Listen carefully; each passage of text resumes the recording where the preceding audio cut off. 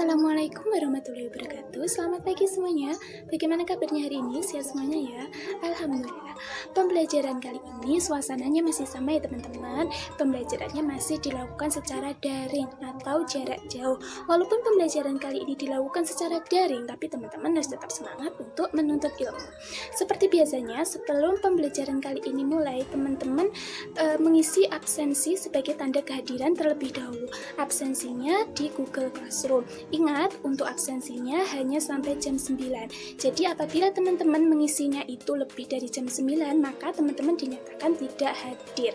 Oke, selagi menunggu teman-temannya mengisi, teman-teman yang sudah mengisi mungkin bisa menyiapkan peralatan alat tulis dan buku paketnya. Oke, semuanya sudah absen ya. Jika teman-teman sudah absen, sudah disiapkan juga alat tulisnya, maka pembelajaran kali ini kita buka dengan bacaan Bismillah. Bismillah. Oke, semuanya sudah siap? Buku, peralatan tulis sudah ada di depan kalian semua ya? Jika sudah, mari kita bahas pertemuan kali ini. Nah, dari teman-teman ada yang masih ingat tidak? Pembelajaran kemarin kita membahas mengenai apa? Ada ingat? Ya, benar sekali. Pembelajaran kemarin kita membahas mengenai akhlak terpuji. Nah, untuk pertemuan kali ini kita berkesempatan untuk membahas mengenai akhlak tercela. Jadi, kebalikan dari akhlak terpuji yang kemarin ya teman-teman. Nah, akhlak tercela itu sendiri apa, Bu?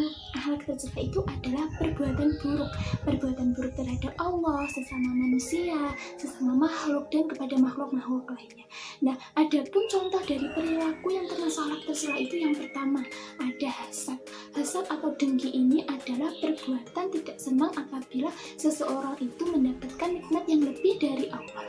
Jadi, seseorang yang memiliki sifat hasad atau dengki ini selalu iri hati jika seseorang itu mendapatkan kesenangan atau kebahagiaan. Yang kedua adalah dendam. Nah, dendam ini adalah berkeinginan untuk membalas. Jadi misalkan nih kita dijahatin oleh orang lain dan kita tidak terima, terus kita berkeinginan untuk membalasnya.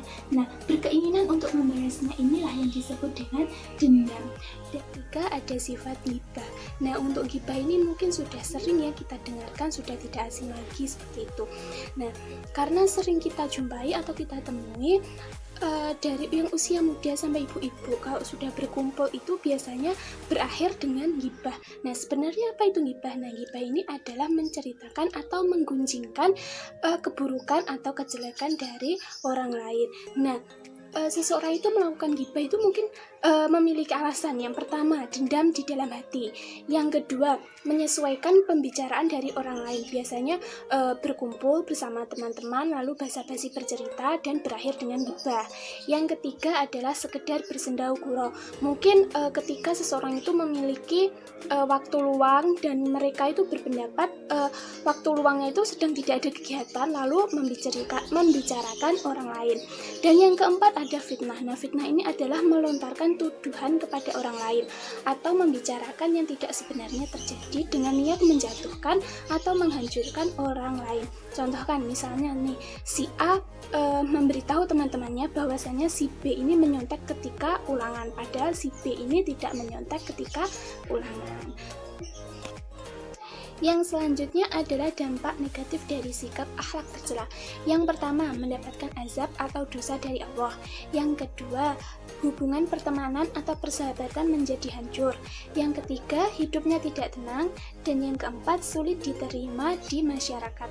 Untuk dampak negatif ini bisa dilihat juga di LKS dan di buku paket untuk lebih jelasnya.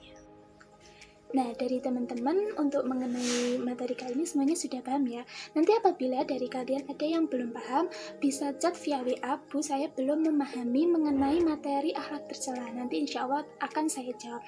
Atau nanti akan saya buatkan kolom diskusi di Google Classroom. Jadi, bagi yang kalian yang belum terlalu paham, bisa ditanyakan, nanti akan saya jawab.